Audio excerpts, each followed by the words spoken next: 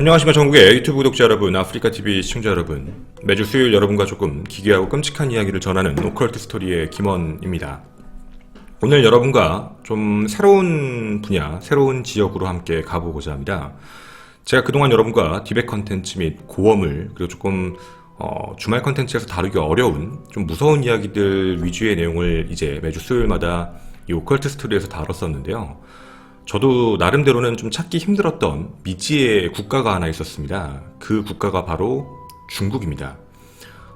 이전에 디벳할 때도 한번 말씀을 드렸었는데, 중국이라는 곳은 너무 자신들의 폐쇄적인 부분이 너무 강해서 실제로 유튜브도 없습니다. 유튜브도 유크라는 걸로 자기들끼리 따로 있고요. 뭐 구글도 없고 다 따로따로 있는 부분입니다. 그래서 그런 부분 때문에 자료를 찾는 부분 자체가 직접적으로 중국 내부에 있는 사람들한테서 오는 게 아니면 찾기가 좀 어려웠는데요. 여러분들께서 많이 도와주신 덕분에 이제 중국에도 저희에게 자료를 주시는 분들이 생기셨습니다. 그래서 오늘 여러분에게 이 자료를 최초로 공개하고자 합니다. 이번 사건은 중국판 화성 연쇄살인 사건이라고 불리는 바로 이 남자 가오청용 사건이 아닙니다. 혹시라도 방제만 보시고 제목만 보시고 나 이 사건 아는데? 라고 생각하실까 말씀을 드리지만, 이미 이 사건은 중국 내부에서도 일이 한번 터진 뒤 외신들이 기사를 계속 나르다 보니까 우리들에게도 이미 알려져 버린 사건이 된 겁니다. 오늘 제가 여러분에게 말씀드릴 사건은 외부에 거의 퍼지지 않은, 그리고 대한민국에도 알려져 있지 않은 연쇄살인마지만 되게 이상한 목적을 지녔던 이 사람에 대한 이야기를 하고자 합니다. 자, 여러분에게 일단 먼저 프롤로그로 먼저 이 말씀을 드리겠습니다. 중국에서 어린이와 청소년의 실종은요, 굉장히 빈번하게 나타난다라고 합니다. 아마 사랑하는 사람을 잃어버린 가족은 어떤 이유 때문인지도 모른 채 찾지도 못하고 계속해서 고통을 받게 되는 현실입니다. 아마 이게 죽음보다 더 큰 상처일 확률이 큽니다. 우리가 생각을 했을 때 아마 실종이 되는 여러 가지 이유가 있겠지만, 뭐 대부분 자기가 자발적으로 나는 가출일 수도 있겠죠. 하지만 말이죠, 우리는 조금 다른 생각을 해볼 필요도 있습니다. 대부분의 중국의 실종 사건과 관련되어 있는 부분은 노예입니다. 대다수입니다. 우리가 대부분 뭐 장기 밀매 뭐 이런 쪽으로 많이 생각을 하시지만, 실제 중국 내부에서 나와 있는 문제로는 일단 노예 문제, 그리고 노동, 강제 노동 문제, 우리나라에서도 이제 얼마 전에 모 지역에 있었던 사건처럼요. 그리고 매춘도 있습니다. 그리고 불법 입양, 이런 부분으로 인신매매지만 이런 쪽 장기 매매라기보다는요, 이쪽 사건이 훨씬 더 크게 발생하고 있는 국가죠. 스스로 가출하다 생긴 문제이건 간에 납치를 당하건 간에 어쨌든 대부분 이쪽으로 많이 흘러가게 됩니다. 그런데 많은 사람들이 아직 알지 못한 게 하나 있습니다. 사람들, 어린 친구들, 사람들이 실종되기 시작하는데 위에 얘기했던 인신매매를 빼고 그러면 장기 밀매인가? 하지만 장기 밀매를 중국이 굳이 수행할 필요는 없거든요. 그리고 장기 밀매에 대한 건 위험성도 너무 많고요. 중국에서 굉장히 많은 사건으로서 나오는 것, 바로 인간의 실종, 사회에서 위장하는 포식자라고 부릅니다. 여러분, 이 말을 혹시 이해하실 수 있나요? 사회에서 위장하고 있는 포식자, 인간들 사이에 있지만 포식자에 있는 사람. 그리고 이런 표현을 씁니다. 양의 옷을 입은 육식동물, 양의 탈을 쓴 인간, 바로 연쇄살인마입니다.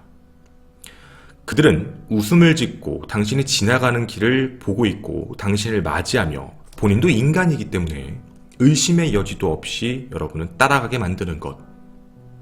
겉은 양의 탈, 속은 포식자의 관계, 이게 바로 중국이 정의를 내리는 연쇄살인마 중에 인육 연쇄살인마입니다.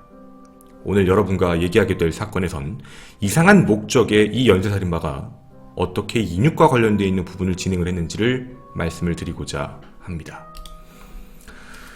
중국은요, 처음에 실종됐을 때 반응이 뭐 전 세계도 마찬가지지만 한국도 그런 경향이 약간 있지만요, 시신을 발견을 해야지만 조사하는 경향이 강합니다. 왜냐면 땅도 너무 넓고, 그리고 공안이라고 부르는 게 큰 도시에는 배치가 돼 있지만 큰 도시 외곽에 있는 자그마한 마을이나 소도시 같은 데는 따로 배치가 많이 안 되어 있기 때문에 시신이 나와 있지 않은 상태에서는 조사를 하지 않습니다. 그래서 실종이 되게 되면은 우리 애가 실종됐어요 라고 할 때 대부분의 경찰은 48시간 정도 기다려주세요. 가출한 거 아닙니까?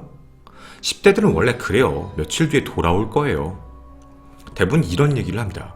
이런 얘기를 하다 보니까 이 양의 탈을 쓴 연쇄살인마에게 대다수 피해를 입게 되는 거고 찾지를 못하는 겁니다. 그리고 더불어서 이게 알려져 있지가 않습니다. 중국은 언론의 자유를 많이 막고 있습니다. 따라서 사건에 대한 정보도 거의 없고요. 그리고 오늘 여러분에게 이 이야기를 공개해보고자 합니다. 아무도 몰랐던 이야기, 그리고 그거에 대한 가장 깊은 이야기 오늘 전달을 해드리도록 하겠습니다. 오늘 여러분과 같이 이야기하게 될 공간은 중국 진성으로 갑니다. 바로 이쪽입니다. 중국 진성에 있는 작은 마을 난맨이라고 부르는 곳인데요. 굉장히 아름다운 곳입니다. 옛 멋도 많이 남아있고요. 주민들 대다수가 그 재배지에서 곡물이나 육류 아니면 채소 같은 걸 가꾸는 대부분의 농부들입니다. 여기가 바로 난맨입니다. 여러분이 보시는 것처럼 되게 평화로운 시골 마을이라고 봐주시면 제일 좋겠습니다. 어떻게 보면 공안이 꼭 들어올 필요도 없는 한적하고 조용한 마을 사람들끼리도 거의 다 알고 있는 그런 곳이었던 거죠. 하지만 이 평온함은요, 2012년 4월 25일을 기점으로 모든 게 다 바뀌게 됩니다. 2012년 4월 25일 19살의 대학생 한 청년이 갑작스레 사라집니다. 바로 이 남자입니다. 이름은 한야오. 4월 25일 갑작스럽게 사라진 이 남자는 운남대학교 경영학과 대학생이었습니다. 근데 사라진 계기가 되게 이상합니다. 학교를 마치고 그냥 집에 오는 길에 실종돼 버린 겁니다. 한야오가 실종이 된 지 13일이 지나서 중국 신문은 보고서를 하나 발표를 내부에서 하게 되는데요. 이런 이야기였습니다. 지난 몇 년 동안 진성의 주민들은 현지 10대들과 성인들의 설명할 수 없는 실종 사례로서 동요하고 있다. 4월 25일 가장 최근 사건으로서 12살에서 22살 사이에 6명의 사람들이 2011년 1월 이후 실종되었다더라. 실종자는 쿤밍에서 남쪽으로 30km 떨어진 진성의 젊은 남자들이다. 지금 이 남자는 2012년 4월 25일에 실종됐는데 2011년 1월 이후에 실종된 사람들이 6명 정도가 있다라는 내부의 기사가 떴던 겁니다. 즉 그 전까지는 아무도 모르고 있던 겁니다. 그 주변에 있는 누구도 말이죠. 워낙에 언론 통제가 심하니까 말입니다. 경찰은 실종된 단서도 못 찾았습니다. 왜냐면 조사를 안 했거든요. 대학생이 없어졌어요. 애가 집에 오다 사라졌는데 가출했겠죠. 가족하고 트러블 없었어요? 애인이라던가 그런 거 없었는데 그럼 과제를 하겠죠. 다 큰 성인인데 뭘 어디로 갔겠어요? 마을 아닌 도시에 갔겠죠. 어떠한 단서도 못 찾았습니다. 그런데 이게 언론 기사가 뜨자마자 중국 공안은 기사가 뜬 그거 하나 때문에 조사를 착수를 하긴 했는데요. 주변 탐문 조사를 하면서 한 가지를 찾아냈습니다. 4월 달에 진성에서 사라졌던 한 남자가 벽돌 공장에서 강제 노동을 했던 게 확인이 됩니다. 그리고 거기서 도망쳐서 집으로 돌아왔다는 사실을 하나 알게 됩니다. 그 전까지는 아무도 몰랐습니다. 확인해본 바에 의하면 2012년 4월 7일에 예성이라는 남자가 칼로 무장한 두 남자에게 납치가 되었고 공장으로 끌려가서 다른 납치당한 사람들과 벽돌을 만들면서 한 10시간 정도 하루에 매일 일을 했다고 합니다. 그러다가 4월 25일 목숨을 걸고 탈출했다는 이야기였죠. 이 이야기 듣고 경찰은 공안들과 함께 그 장소를 급습합니다. 왠지 이 안에 이 사람이 있을 것 같아서 말이죠. 그런데 헛짓이었습니다. 물론 거기에 있는 다른 납치된 사람들은 찾았지만 실제 남맨에 있는 남자들은 찾지를 못했습니다. 허탕입니다. 처음에는 찾을 수 있다고 생각했던 겁니다. 사람들도 설마 인신매매니까 그냥 어디 가서 강제 노역이나 노동을 시켰겠지라고 생각을 했지 아예 사라졌을 거라고 생각하지 않았던 거죠. 이 소식이 전해들면서 운남면에 있는 진성에 실종된 사람들의 모든 가족은 공황 상태에 빠지게 됩니다. 있다고 믿었지만 실제로 없었던 거죠. 그리고 더 큰 문제가 있었습니다. 이게 실제 수사가 되니까 알았던 건데요. 이 진성 지역에 살았던 마을 주민 그 어떤 누구도요, 2011년 이후에 실종 사건이 있다는 걸 몰랐습니다. 실종당한 그 피해자 가족들만 알고 있고 가족들 근처에 있는 몇 명만 알고 있었지 마을 전체적으로는 아예 얘기가 안 됐던 겁니다. 즉 대부분의 마을 주민들은 알지 못하지만 피해자 가족 혹은 진성 쪽에 있는 경찰 공안만 알고 있던 사건이었고 처리가 아무것도 안 됐던 겁니다. 사랑하는 사람이 실종되면 대부분 다 고통은 가족이 받게 되죠. 그리고 경찰을 찾아서 도와달라 요청하지만 진성의 경찰은 실종 사건이라는 건 알고 있었지만 그동안 계속 강제 노역을 하고 탈출하는 사람이 있었기 때문에 언젠간 돌아올 거고 가출일 수도 있고 사람이 죽은 건 아니잖아, 시체가 없으니까 라는 이유 하나만으로 조사를 안 했던 겁니다. 아무도 모르고 언론이 통제가 된 상태였다가 중국 신문 글로벌 타임즈에 보도가 되면서 이 실종된 10대 이야기가 쇄도하기 시작을 했고요. 이 이야기가 내부에서 커지니까 중국의 정치인들이 상황을 해결하기 위해 최선을 다하자라는 이야기를 한마디 하자마자 조사가 시작됩니다. 이 이야기가 있기 전까진 조사가 단 한 번도 시행되지 않았던 거죠. 그리고 놀라운 일들이 밝혀집니다. 2012년 5월 3일 중국 언론이 보도에 따르면 진성 지역으로 실종된 남성 한야오입니다. 이 사람의 이야기를 얘기하면서 공안연구부가 직접 현장에 투입됩니다. 약 20일이 지난 시점인데 말이죠. 찾아보겠다라는 이야기였습니다. 남면에 도착하면서 베이징 공안연구원들은 전부 다 기겁을 하고 공포에 빠졌습니다. 베이징에서 온 연구원이면 얼마만큼 위에 있는 사람들이 아실 수 있겠죠. 놀랬던 겁니다. 바로 문책을 했습니다. 이런 일인데 그냥 뒀다고? 조금만 조사해봐도 아는데 가출이 아니잖아 이거. 왜 가출이 아니었냐면 실종됐다고 얘기하는 사람들이 가출 모습이 이상합니다. 학교를 갔다 돌아오다 실종된 사람, 부모님과 일을 같이 하다가 잠깐 화장실 갔다 오겠다고 하고 사라진 사람, 실종될 필요가 없는 사람들, 할머니 집에 갔다 올게 라고 해놓고 할머니 집에 물건 가져다 주러 가다가 실종된 사람, 이걸 왜 가출이라고 판단하냐. 그때부터 이 내용이 이상하다는 걸 깨달았던 거죠. 실종사건 조사한 공안은 훨씬 더 심각한 사건이란 걸 판단하게 됩니다. 그리고 한 가지가 밝혀집니다. 실제 남면 지역의 실종은 2011년이 아니었습니다. 2005년부터 실종됐습니다. 2005년부터 2012년까지 사람들이 어마어마하게 약 17명이 없어졌습니다. 거의 1년에 한 명씩이죠. 그런데도 불구하고 찾지를 못했던 겁니다. 언론이 보도를 안 했기 때문에. 첫 번째 실종 보고가 올라옵니다. 첫 번째 공식 실종 보고는 2007년 5월 1일에 있던 한형이라는 12살 남자아이입니다. 현장에서 부모님과 같이 일을 했던 남자아이인데 바로 이 아이입니다. 집안이 가난해서 부모님의 일을 같이 도왔던 착한 아들이었습니다. 9시 30분 자신들의 형제가 집에서 밥을 먹어야 되니까 자기가 밥을 차릴 수 있게 하겠다라고 얘기하면서 집에까지 100m도 안 되는 거리입니다. 성인 남자가 뛰면은 뭐 한 15초 이내에 갈 수 있는 그 거리입니다. 근데 100m도 안 되는 그 거리에서 흔적도 없이 이 아이는 사라졌습니다. 마지막으로 이 아이를 본 것도 할머니였고요. 옥수수밭을 그냥 지나가는 걸 봤는데 옥수수가 너무 키가 높다 보니까 어느 정도 보다가 사라져서 그냥 집에 갔겠거니라고 생각했는데 집에 없어서 11시 반에 갔더니 삼촌 집에 갔나? 라고 생각을 했거든요. 사촌과 노는 걸 되게 좋아했으니까 라고 했지만 거기에도 간 적이 없었습니다.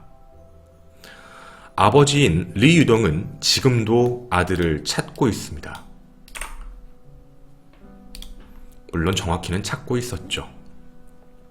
아들을 찾을 수 없었습니다. 12살 아들 말입니다.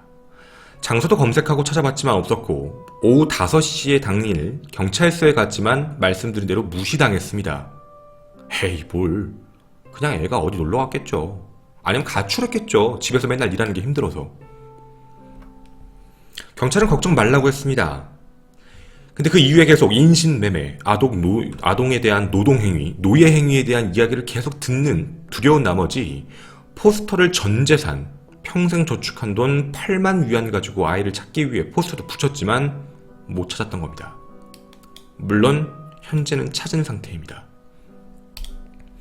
이 사람만 사라진 게 아니었습니다. 당시 16세였던 하오진이라는 이제 남자 학생입니다. 학교를 그만두고 2011년 1월 27일 실종됐는데 아버지도요, 아들을 찾기 위해 밤을 보내고 도시에서 아이가 게임을 하다 친구 집에 갔다는 것까지 확인했는데 그 이후에 아들을 못 봤습니다. 경찰에게 얘기를 했지만 무시를 당했고 아들을 찾기 위해 계속적으로 노력을 했지만 찾지를 못했습니다. 아들을 데리고 정보를 갖고 오게 되면 아들이 어디 있는지 정보를 주면 $1000를 주겠다. 아들을 데려오면 $50,000를 주겠다라고 얘기했지만 돌아오지 못했습니다. 여기서 끝나지 않습니다. 이름 첸따오입니다. 16세 소년이고요. 2011년 9월 30일 부모와 현장에서 일을 하다가 욕실에 잠깐 갔다 올게 라고 해놓고 실종돼 버린 겁니다. 집에 없길래 전화를 해봤는데 전화도 꺼져 있었고요. 그렇게 실종자가 늘어만 갔습니다. 며칠 만에 17명의 실종자를 찾았고 대부분 10대라는 걸 확인하게 됐습니다. 그리고 그 실종자의 목록을 만들기 시작을 했습니다. 이게 바로 그 실종자 명단입니다. 이들의 공통점이 무엇일까에 대한 부분을 생각을 해봤습니다. 여기에 있는 실종자들의 공통적인 특징은 같은 지역, 비슷한 연령대, 그리고 사라질 때 거의 유사하게 사라졌다. 뭔가 하고 있고 목적이 명확한 상태에서 없어졌다는 겁니다. 그리고 같은 지역이라는 거죠. 경찰의 주요 의혹은 청소년들이 중국에서 흔히 볼 수 있는 노동 노예가 된 것일까, 강제노동으로 벽돌이나 탄광 쪽에 들어간 게 아닐까에 대한 부분에 집중 수사를 하기 시작했습니다. 수사는 정말 비밀스럽게 시작됐고 언론에 공개되지 않고 가족에게도 비밀로 했습니다. 그런데요, 경찰들도 머리가 똑같습니다. 여기 안에서 찾을 수 있는 힌트는 단 한 가지. 같은 지역이니까 같은 지역을 잘 알고 있는 누군가가 혹시라도 납치범이라면, 인신매매 납치범이어도 이 지역에 사는 사람이 아닐까? 거기서부터 출발했던 겁니다. 그리고 흔적들을 하나씩 찾으려고 했던 거죠. 눈에 보였던 이 많은 실종자들, 가족들이 애타게 찾고 있거든요. 그리고 그 흔적은 생각보다 간단하게 나오기 시작을 했습니다. 이 도시에 한 남자가 살고 있었습니다. 이름은 장용민. 장용민이라는 남자. 이 사람이 왜 남맨에 살고 있지? 이 사람에 대한 내역을 확인해봤는데 정말 이상한 남자였습니다. 1956년 태생인데 나이 16살 때 정말 이상한 짓을 하나 했습니다. 이겁니다. 아마 여러분도 이 사진을 보시면 조금 불편하실 수 있는데 보여드리도록 하겠습니다. 지금 여러분이 보신 이 사진은 다른 게 아닙니다. 장용민이 16살 때 자신의 사촌이었던 이름 루시런이라는 분입니다. 이분의 목에 칼을 찔렀던 겁니다. 옛날의 상처인 겁니다. 녹슨 부엌칼로 자기를 눕히고 목을 자르면서 내가 분명히 기억하는 건 나는 본능적으로 걔를 밀고 있었고, 그러고 살려달라고 얘기하려고 하는데 부모님이 일어나려는 인기척 소리에 얘가 도망갔다. 그리고 난 그 이후에 얘를 본 적이 없다. 장용민이라는 남자. 근데 여기만 문제가 있는 게 아니었습니다. 장용민은 전과자입니다. 장용민은 1979년 23살 때 한 남자를 살해하고 몸을 토막을 냈습니다. 총 4등분입니다. 당시 체포를 당하고 살인 혐의로 사형 선고를 받게 됐는데요. 유죄 판결을 하는 데서는 종신형에 대한 검토가 들어갑니다. 왜 그런지는 모르겠지만 아마 심신미약에 대한 부분으로 이해를 하고 있는데 1997년 19년형이라고 선고가 번복되고 석방돼 버립니다. 즉 1997년 석방이 되고요. 남맨 지역에서 왔고 2005년부터 사람이 사라진 겁니다. 얜 연고도 없는 남매네 왜 왔지? 경찰은 정말 이상했던 거죠. 원래 대부분 동종 범죄자들을 찾으려고 노력을 많이 하니까 아마 탄광이나 노예를 보낸 게 아니라면 죽인 게 아닐까라는 생각에 올라왔던 용의자였던 겁니다. 주변인 진술을 확인해 봅니다. 저 장용민 알고는 있어요. 근데 걔를 의심해 본 적은 없는데, 왜냐면 평상시에 아무 말도 안 하고 주변에 있는 사람들하고 교류도 안 해요. 거의 혼자 살죠. 그리고 매일 보긴 봐도 그렇게 주의를 기울이는 사람은 아닙니다. 경찰은 당시 공안은 느낌이 이상하다 생각하고 베이징 공안 자체가 이 사람이 있는 집을 가보게 됩니다. 요리를 하는, 고기를 파는 사람이었습니다. 눈에 띄는 고기들, 이게 도대체 무슨 고기일까? 그리고 고기 색깔이 조금 이상하다라는 느낌, 이게 혹시 무슨 고기인가요? 라는 질문에 타조고기인데요 라고 얘기하는 그 사람의 이상한 표정과 집안에 있는 이상한 냄새, 뭔가 느낌이 이상하다라고 판단했던 겁니다. 그리고 집안을 확인해 봅니다. 집안을 수사했던 거죠. 여러분부터 지금 보여드리는 건 신빙성을 위한 그 당시의 실제 그 지역 언론 보도 자료입니다.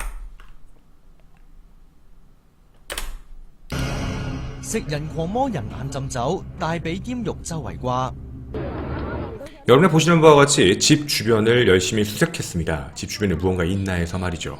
실종된 사람들, 마을 주변 사람들에게 문의한 결과 누가 실종됐다, 몇 월 며칠 날 실종됐다, 어디서 사라졌다, 그리고 그거에 대한 실종자 명단 리스트를 만들고 대부분 어린 남자아이들이라는 걸 확인하게 됐던 겁니다. 여기서 내용이 끝나지가 않았습니다. 계속해서 집을 찾고 그 내부를 수색한 결과 저분들이 우는 이유는 단 한 가지, 장영민의 집입니다. 이 집안에서 말도 안 되는 물건들이 하나씩 나오기 시작을 했던 겁니다. 사체로 보이는 뼈들, 그리고 인간의 가죽, 인간의 장기, 그리고 인간의 고기, 그리고 하나 더, 주변에 묻어놓은 집 주변의 많은 뼈들. DNA 검사 결과 아버지가 계속 찾고 있던 아들의 시신이 맞았습니다. 긴 시간 동안 자신의 전 재산을 투자하면서 찾았던 아들이 싸늘한 주검이 되어서 돌아왔던 결과입니다.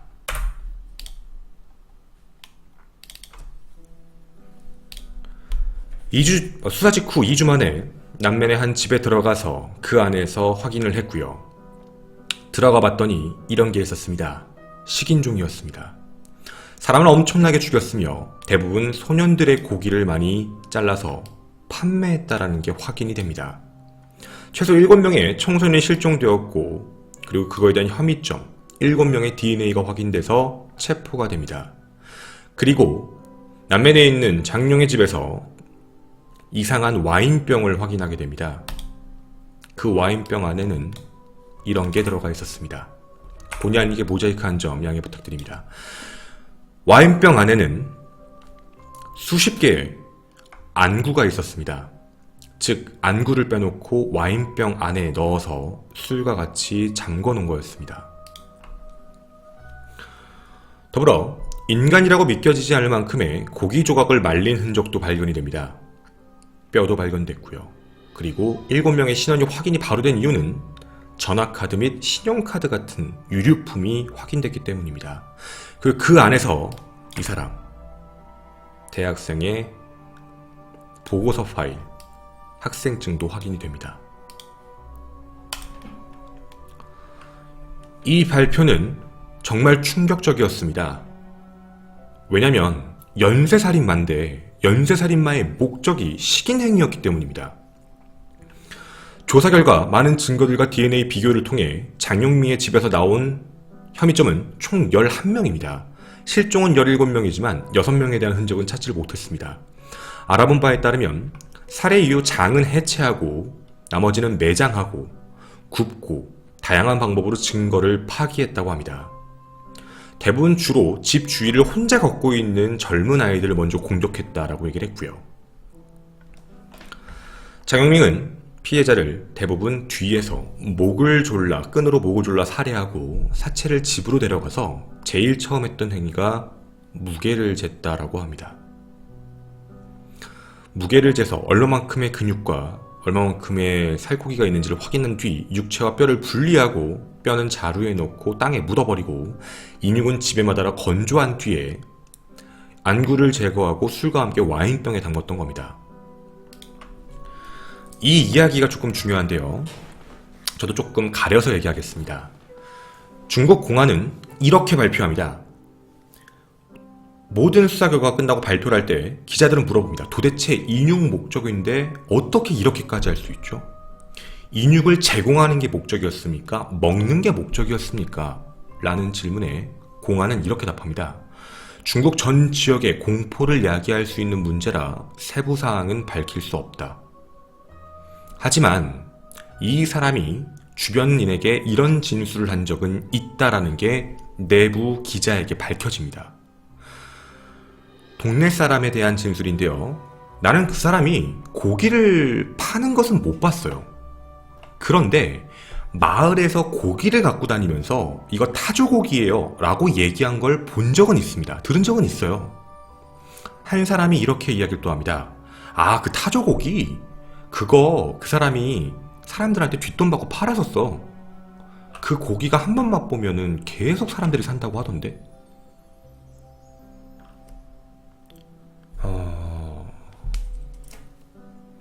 또 하나 더 이렇게 얘기했다고 합니다. 나도 먹어봤어. 나도 먹었는데 맛이 있더라고. 타조고기가 참 맛있어. 너도 사볼래? 실제로 밝혀지진 않았다고 하지만 이 이야기가 100% 맞는지 아닌지도 잘 모르겠습니다. 어쨌든 알려져 있던 내용이니까 말이죠. 2012년 7월 28일 재판이 시작됐습니다. 심신미약으로 빠져나가려고 했으나 빠져나가지 못했습니다. 2013년 1월 10일 58세의 나이로 이 악마는 세상에서 영원히 사라졌습니다. 사형입니다. 그런데 더 마음 아픈 일은 이겁니다. 이 사람은 실제 재판장에서도 굉장히 떳떳한 자세를 일관했습니다. 바로 이 남자입니다. 재판장이 묻습니다. 유족들에게 할 말 없느냐? 잘못한 게 없는데요. 너가 잘못하지 않았다라는 건 넌 인육행위를 했는데 뭘 잘못하지 않았느냐? 이 사람이 했던 얘기입니다. 인간도 소를 먹고 닭도 먹잖아요. 저는 사과할 마음이 전혀 없습니다. 사과하기를 거부해서 2번 상처를 주게 됩니다. 뒤에 보이시는 분들이 전부 유족분들이십니다. 이렇게 희대의 악마, 연쇄살인마이자 그리고 인육 연쇄살인마인 장용민은 이렇게 사망합니다. 제가 이 컨텐츠가 중국에 대한 부분을 처음 시작하는 것으로서 말씀을 미리 드린 이유는 뭐 때문이냐면 이런 부분의 문제입니다. 이상할 정도로 중국은 자신이 직접 고기를 유통하는 일을 하지 않는 사람임에도 불구하고 이상하리만큼 인간에 대한 해체에 대한 부분을 되게 잘 알고 있습니다. 일반적인 사람이 알 수 없는 능력입니다. 예전에 컨텐츠로도 한번 진행을 했지만 사람이 뼈를 발골하는 것과 살점을 떼는 것은 다르다라고 얘기를 합니다. 대부분의 연쇄살인마가 시신을 처리하기 위해서 시신을 토막내는 의도라면 고기에 대한 부분, 인육에 대한 부분이 상하는 걸 마음 먹는 게 아니라 관절 부분만 정확하게 잘라서 그 다음에 유기를 하는 게 먼저인데 대부분 인육과 관련되어 있는 사건 내에서는 뼈에 붙어있는 살점이 훼손당하면 안 된다는 문제 때문에 발골 작업을 했다는 게 다른 느낌이다 라고 말씀을 드렸었습니다. 어떠한 관련도 없는 사람들이 어떻게 이런 능력과 어떻게 보면 악마의 기술이죠. 이런 걸 갖고 있는지가 정말 의문입니다. 이러한 말씀을 드리는 이유는 우리나라도 굉장히 많은 인육 관련 사건에 있어서 그리고 토막살인 사건에 의해서 많은 것들을 보게 되면 이상하리만큼 외부, 특히 다른 국가에서 온 사람들이 많았다는 것도 생각해볼 문제라고 생각을 합니다. 앞으로 여러분과 수요일 간혹가다 계속해서 중국과 관련된 이야기도 하나씩 더 깊게 들어가 보도록 하겠습니다. 오컬트 스토리의 김원이었습니다. 감사합니다.